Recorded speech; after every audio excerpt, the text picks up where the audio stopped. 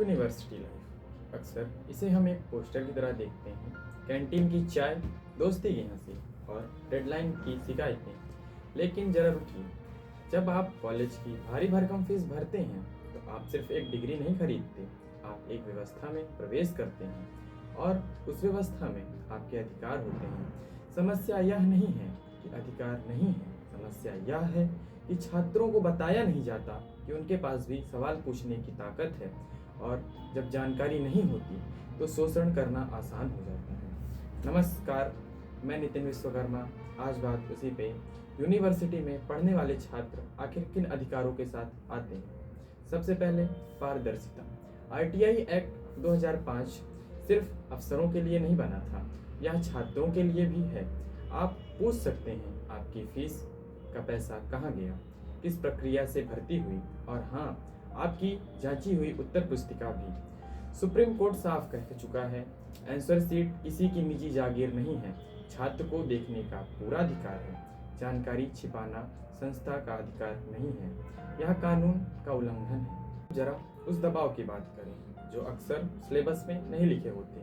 Marks का दबाव, future का डर और कुछ कर पाऊंगा या नहीं का सवाल। यूजीसी गाइडलाइंस कहती है हर यूनिवर्सिटी में स्टूडेंट काउंसलिंग सेंटर होना चाहिए, जहां छात्र बिना डरे, बिना अपनी पहचान उजागर किए अपनी बात रख सके। मेंटल हेल्थ को कमजोरी समझना समाज की पुरानी आदत है, कानून की नहीं। हर छात्र का अधिकार है कि उसे इंटरनेट मिले, ई बुक्स मिले, जर्नल्स तक पहुंच मिले। National digital library of India को एहसान नहीं है, यह आपका शैक्षणिक अधिकार है।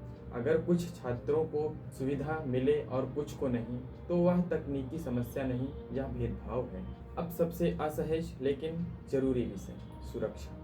रैगिंग को आप अभी भी मजाक कहा जाता है, जबकि कानून इसे अपराध कहता है। धमकी, अपमान, मानसिक दबाव और रैगिंग और यौन उत्पीड़न के मामले में पॉस एक्ट साफ कहता है हर कॉलेज में इंटरनल कंप्लेंट कमेटी होनी चाहिए।